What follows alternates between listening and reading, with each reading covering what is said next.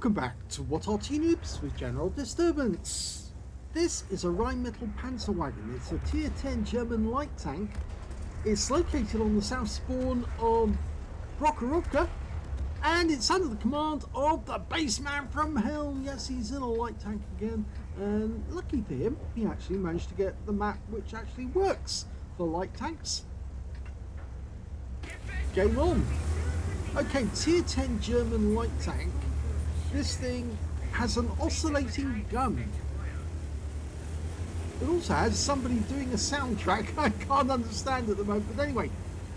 It's a 105mm gun, capable of 320 alpha, and penetrating through 242mm of armor with standard ammo, and with the heat rounds it will do 280. Its standard ammo is APCR. Now, the design for this tank actually came from Rheinmetall, and it wasn't for the entire tank, it was only for the turret and the gun. As I say, it's an oscillating gun mounted on a turret, but the hull, well, they didn't actually come up with the hull design. What they actually did is they mounted it on a variety of different vehicles that were available at the time. One from Henschel and another one from Hanomag. So it was only really the turret design that they were selling. And I said it was an oscillating gun. What actually happens is the gun is mounted in the turret, and I think I can probably show you exactly what it is, but you can see the gun is actually oscillating on a pair of trunnions.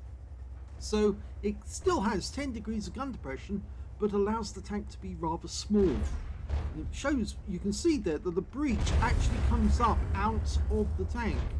So once they've loaded the shell into the tank, the gun can then move up and out of the turret as such, and that allows it to stay relatively small. We spotted a T100 LT who realizes he's been seen, and therefore he moved out of cover quickly, or moved into cover to stop being hit. You can see the camo's fairly good. It's a bit of a tall vehicle, but the camo's good enough for this thing to move up on the enemy and not get spotted by them. He's moved a long way up, and in fact now he's spotted that T100 LT at close range, and he's starting to take damage, so he's getting some good spotting in. A Bosch has been found. He's found a Progetto. He's pulled back just there. Oh, lovely one. The T100's gone down. He pulled back there because he didn't want the T100 to get within 50 meters, so he would actually get hit. But now he can turn around the other way and keep moving up on the enemy, and the enemy still can't see him. And yeah, they're losing tanks. They've lost 3 already. We've only lost 1. Well, we haven't lost any tanks actually at the moment. Now you can see it's a Waffenträger Auf E100 just to the left. We're watching a Bosch 155 having to retreat, and now he's gone, and that's a patrol duty because he's been around spotting 6 enemy tanks while they've been damaged. He's up to 6.5k of damage already. And look at this, he's actually moving closer and closer to the enemy, and there goes the Waffenträger.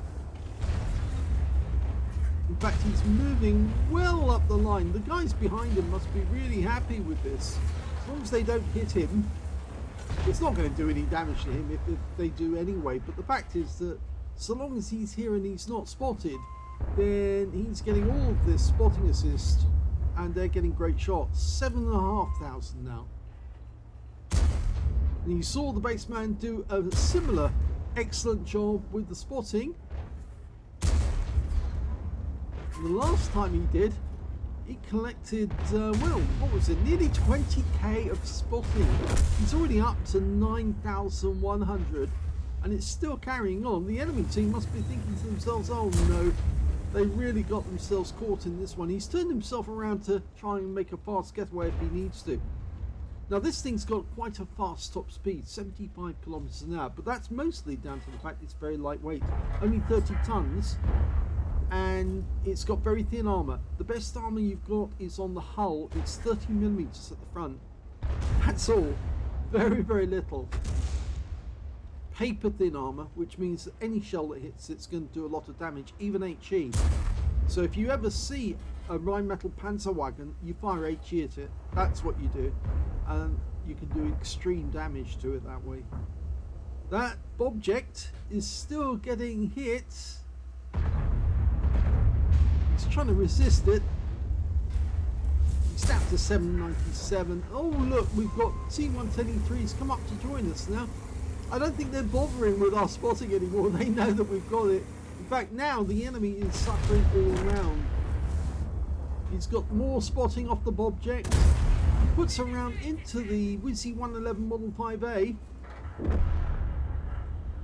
fact, now, because the E3 is nearby him, he can go ahead and hit the enemy, and he's doing it.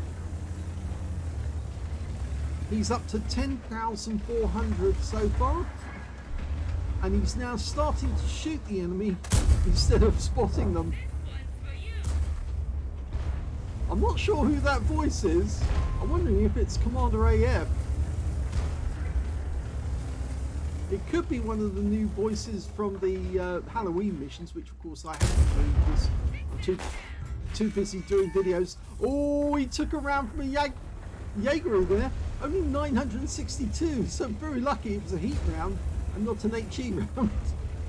Well, he's had to move now because of course he did get hit. I'm pretty sure that was an accidental hit by the Jaeger, and he's picking up the spotting for this one as well. Another 600. He's now to just under 1,200. 11,500. And that's it. The game's over. What a great game. Here's the end of battle stats, and that was the first ace tanker for the Bassman from Hell in the Rheinmetall Panzerwagen. He also managed to get his first mark of excellence from that game, as well as a spotter badge for spotting at least 1,000 hit points of damage, and a patrol duty for spotting at least 6 enemy tanks whilst they were damaged and being the only one that was spotting them. He didn't pick up a scout medal, so he couldn't get the Holy Trinity, as we would say. But never mind, because it was a good game all the same.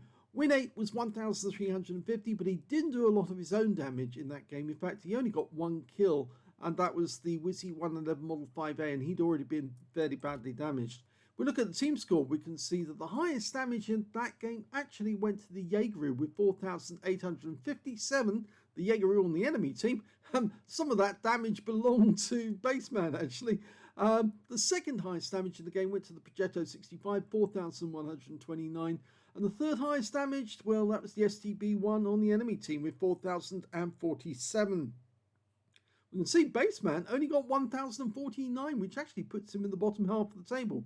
But that's mostly because he was doing spotting instead of actually doing damage. When it came to kills, the highest scorer was the STB-1 on our team with 3 kills. 2 kills went to the Kramvons and the E100, and on the enemy team only 2 players managed to get more than 1 kill, and that was the Jaeger and the Object 705A, and Bassman only got the 1 kill. But when it came to base XP, he was right at the top of the table with 1,227, which showed he did his spotting job very, very well indeed. The second highest being the STB-1 with 967, and the third being the Kramvon, or one of them, with 938. Bassman fired only 4 rounds. Every round hit the target and every round penetrated. Yeah, got decent penetration with this gun, especially with the heat rounds. 1,049 hit points of damage, of which 321 were at more than 300 meters. He also received 2 hits from the enemy, one of which was from a Jaeger. And yes, thank goodness it was a standard heat round, actually, rather than, you can see it went straight through the front. Obviously, it would go straight through. But if it had been an HE round instead, then he would have been in a whole world of trouble. In fact, he probably would have been out of the game fairly quickly, because even with his tier 10 hit points, and this thing doesn't have a whole lot of tier 10 hit points, it's only 1,600 according to the book. If he'd actually been hit by Jaeger's shell, then I think he would have been out of the game just like that. 321 hit points. Oh, we did that one, did we? Yes, we did. Okay, 7 enemy vehicles were spotted, 3 were damaged, 1 was killed, and he did 12,465 hit points of spotting assist in that game. So his team must have been really happy with his performance, because he really effectively led them on a complete rout of the enemy by pushing up as far as he could and then enabling them to get great shots without any reply from, well, without much of a reply from the enemy. They were just receiving shells most of the time. On a premium count, he earned 84,882 credits for the game, and after repair, ammunition, resupply and consumables, he actually earned 24,568 credits. 1,840 XP, and no multipliers on this one, so that's all the experience points he took away. But yet again, it's proving that he does know how to use the light tanks at tier 10, and got a very effective win on this one. As they call it, the flip wagon, because of course it's got that flipping gun that flips out of the turret. It's quite an odd looking gun. It really is an oscillating gun. The whole point of the turret was to enable a tank to have a 90mm or a 105mm gun, but whilst enabling the height of the tank to be rather small, because obviously if you've got a big gun, you can't really have it in a tiny little tank because you need some gun depression in order to use it. But you couldn't do that on the standard tanks, but if you put this turret on them, you could. But effectively, actually, this tank, they didn't actually go ahead and sell it. It wasn't a design that was used, but it's in the list as the German Tier 10. It was actually designed to replace some of the other tanks like the RU-251 Sparpanzer and the like. Anyway, I hope you enjoyed that replay. Actually, have we got the... Yes, I do believe we have now. This is, I actually managed to get the sights working so we can have a quick look at the armour. This is the armour for the Rheinmetall Panzerwagen, and you can see if I do this correctly, you can see the gun can lift up, it can elevate quite nicely because of course it's only got to dip down inside the hull. But if I drop the gun to get the gun depression, you can see it actually lifts out of the turret, and you can see the trunnions at the front. So it's the gun is actually moving about the trunnions at the front of the turret. Now, armor-wise, it's very thin. That's rather deceptive, actually, saying or showing that the thing actually has red, because that's 30mm of armor, angled coming up at 36. It's not much. No, it's very, very little indeed. In fact, the sides of the tank are only 30mm as well. The sides of the turret, 20mm, and you can see the top deck of the engine deck is only 8mm. Top deck of the turret's only 8mm. That's the actual gun. And at the rear of the vehicle, it's only 8mm. Yes, that's why it goes so fast. 75 kilometers an hour. It's a very, very fast tank indeed. A dedicated light tank, you might say, except for, of course, it wasn't designed as a light tank. It's really all about this turret. If we look at the live version, yes, anything that touches this thing is going to go straight through. But I actually managed to get the modules to work at last. Yes, we've got modules now, so we can actually see them. In this tank, we can see that the driver is on the right-hand side at the front, because, of course, it's a German tank, so it drives on a left-hand drive.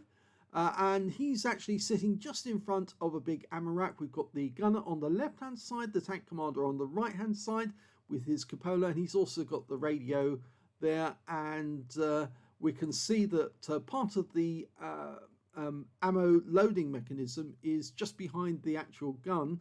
I believe that one of the crew, I think it's the commander, is also the loader in this one. And at the back we've got the engine. It's not sandwiched between two fuel tanks. You can see there's a fuel tank on one side and it's also on the shoulder, and they've got the transmission at the rear. So I believe that it's only a dedicated, the only dedicated crew are the driver and the gunner. Everyone else is, actually the commander is also the radio man and the loader. There you go. And the gunner is the loader as well. So it's only the driver is the dedicated crewman.